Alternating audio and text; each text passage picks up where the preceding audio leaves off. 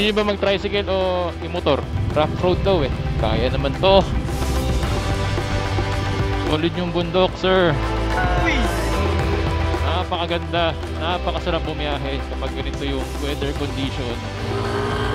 Mula Luzon, Santa Maria. Share ko lang yung preparation ko sa long ride na to. Touchdown, Dingalan. Hello, good morning. Pupunta na kami sa Dingalan, pero magkikita-kita muna kami dito sa may Shell Luzon. Bali 8 kami, 4 na rider, tapos 4 na angkas din. Ang call time namin 5 AM.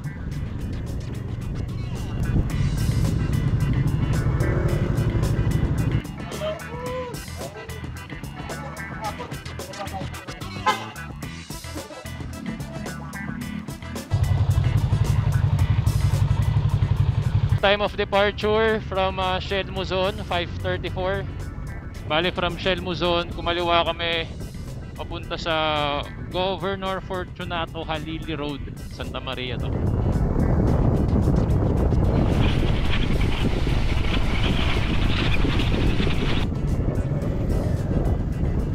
So nasa bypass road na kami. Mabilis lang yung dinaanan namin. Dumaan kami mula Luzon, Santa Maria, Pandi, Bulacan, bypass road. Kanan tayo rito.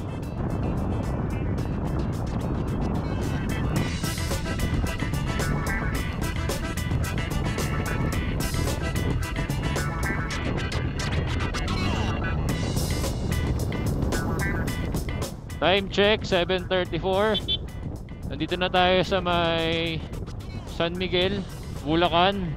Ang ETA natin 2 hours and 51 minutes. Grabe, 3 hours pa. Check natin sila.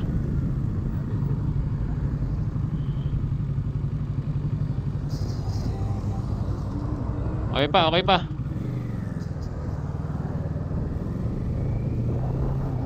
Pahinto-hinto pala kami kasi hindi kami lahat naka-intercom.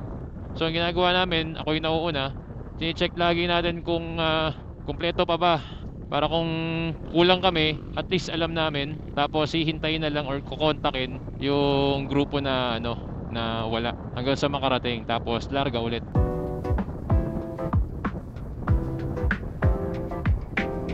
Pumasok na tayo ng Gaban City.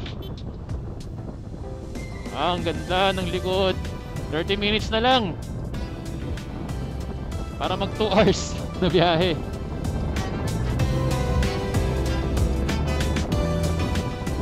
Napakaganda po bumiyahe ngayong araw. Maayon sa atin yung yung weather. Hindi maulan at hindi ganun kainit.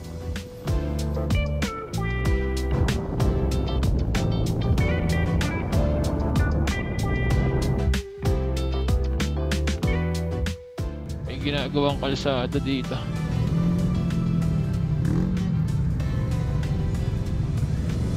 You know, may sounds. Nandito na tayo sa Cabanatuan Bypass Road.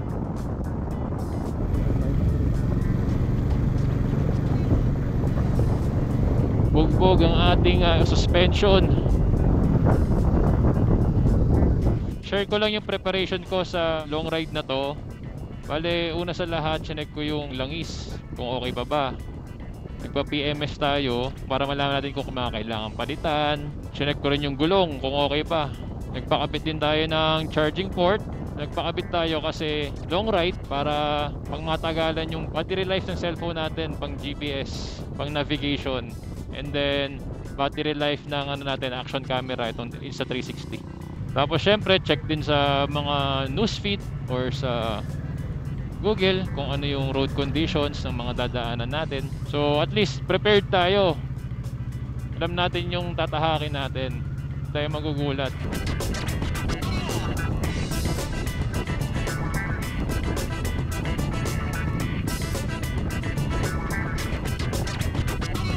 Dito ingat lang sa pag-accelerate kasi kung di mo kabisado yung kalsada, dapat dahan-dahan lang kasi may mga intersection na hindi visible kapag malayo. makikita mo lang kapag medyo malapit na. So alalay kagad sa brake tulad nito. Meron palang kalsada. Kailangan talaga presence of mind. Wow, ang ganda. Woo! Ang ganda dito sa Nueva Ecija, Aurora.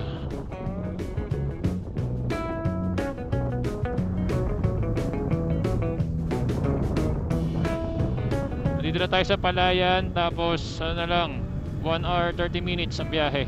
Patinggalan, layo pa rin, no? Napakaganda, napakasarap bumiyahe kapag ganito yung weather condition. Aba, ang ganda.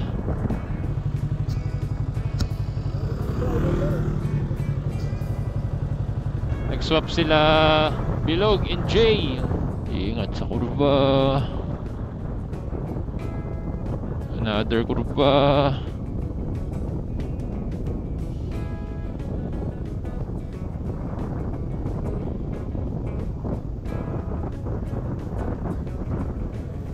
Samahan natin sa likod na wala.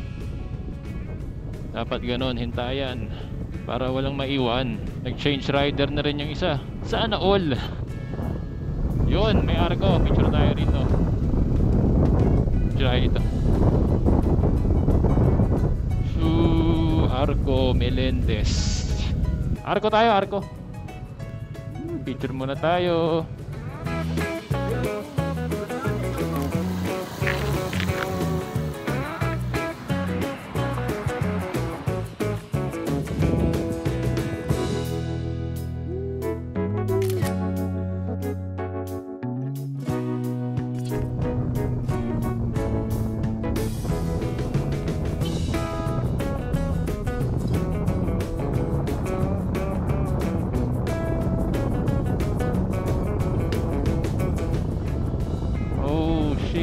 Ang ganda.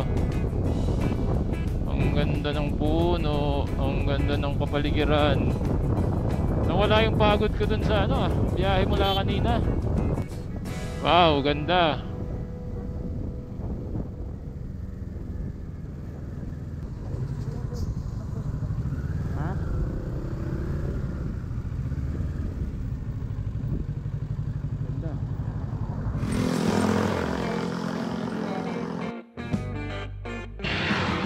Nasa Saudi lang, oh. Stopover muna kami dito sa may kulay.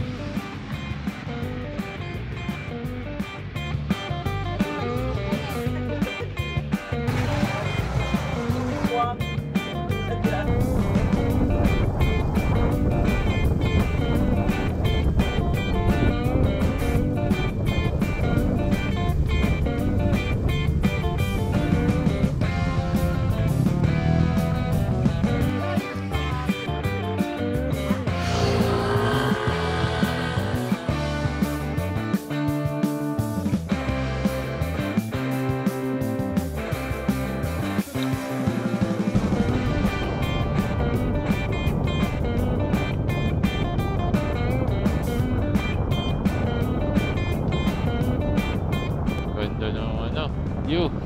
Meron din dito. Pwede mag-swimming.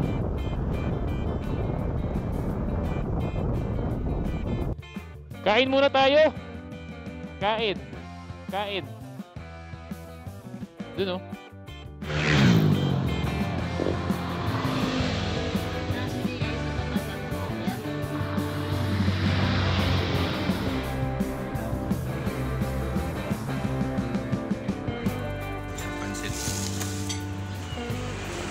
Ganda ng mga bundok sa gilid. Grabe yung bundok. Solid.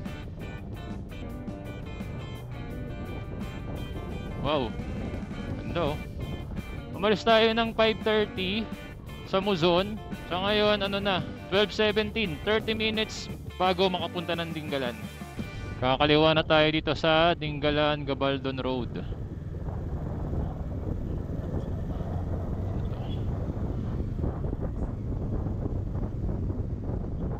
Wow, parang aakyatin ata natin to.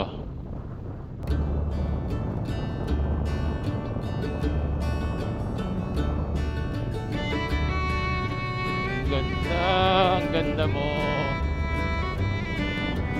Medyo malamig na rito.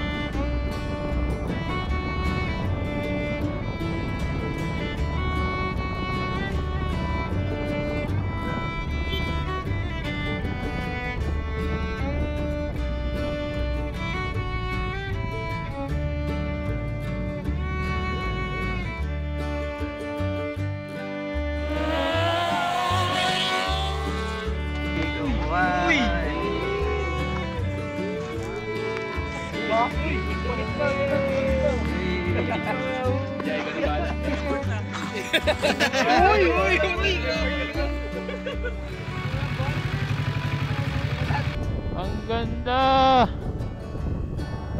Oh, hindi, maganda talaga. Hey!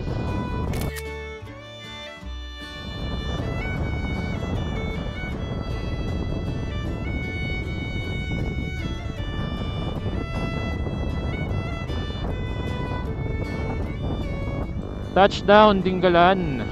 So bumiyahe tayo from 5:30 AM sa Muzon. Tapos nakarating tayo ng 12:30 ng tanghali. So 7 hours. Hindi, matagal kasi dahil nag-i-stop over din kami. Tapos may mga picture, kumain din kami. Maganda, no? Parang nasa ano ka, yung kay Heidi. Yung Heidi na ano, palabas. Yung maliit na bata, tas yung lolo niya nasa wheelchair. Bruh.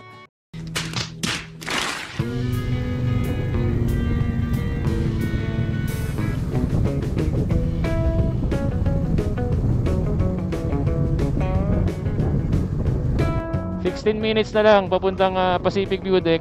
Nandito na tayo sa Dingalan. Pag pupunta pa lang Pacific View Deck, may dadaanan kang lubak-lubak. Kasi pataas pala ito, papataas ng bundok. Kaya ingat lang. Dahan-dahan na lang din kami dito kasi mabato. Pwedeng mag-cause ng semplang.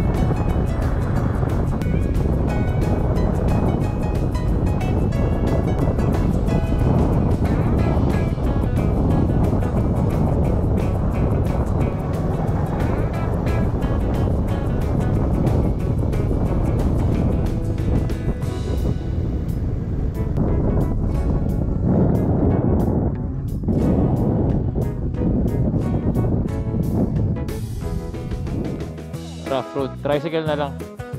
Gusto niyo ba mag-tricycle o i-motor? Rough road daw eh. Pag tricycle naman daw, 50 papunta, 50 pabalik. Balikan na po. Balikan na. Sige, motor na lang, motor. Motorin na lang natin. Sa Pacific View Deck na tayo. Ang ganda oh.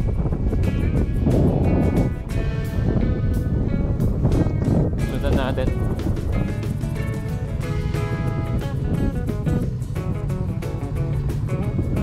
Kung hindi kayang i-motor, pwedeng tricycle. Ito, minotor namin. Kaya naman. Hey!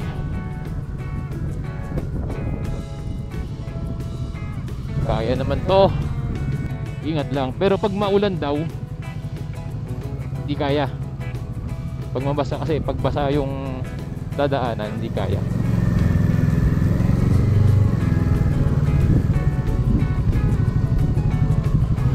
Mas maganda dito yung mga touring bike.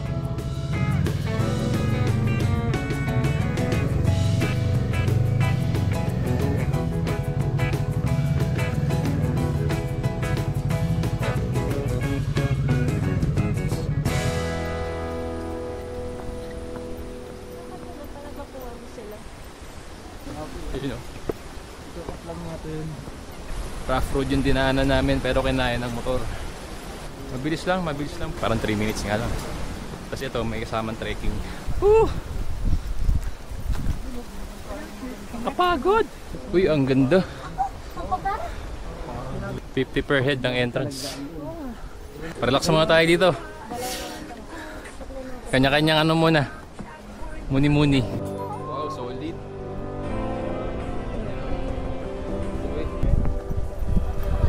Ay, may babaan tayo.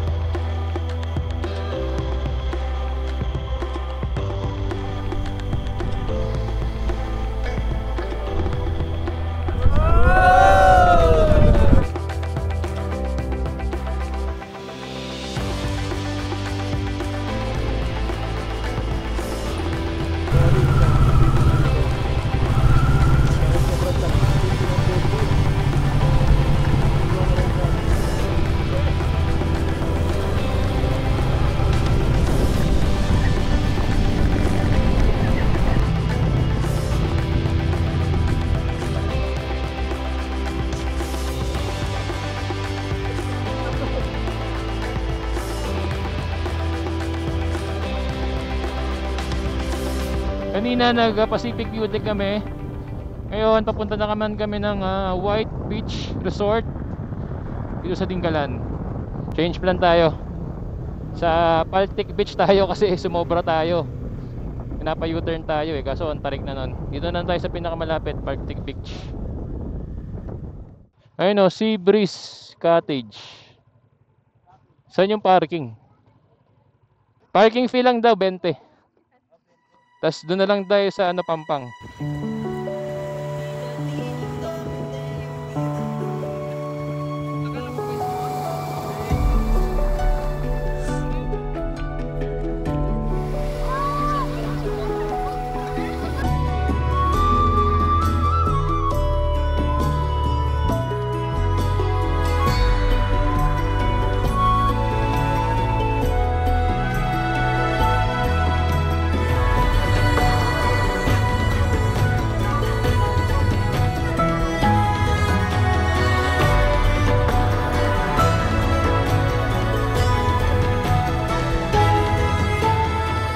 So yun sana na-enjoy nyo yung panonood and sana makatulong to para masukat nyo rin kung gaano kahaba yung possible na oras na babiyahiin nyo if ever may plano kayong pumunta.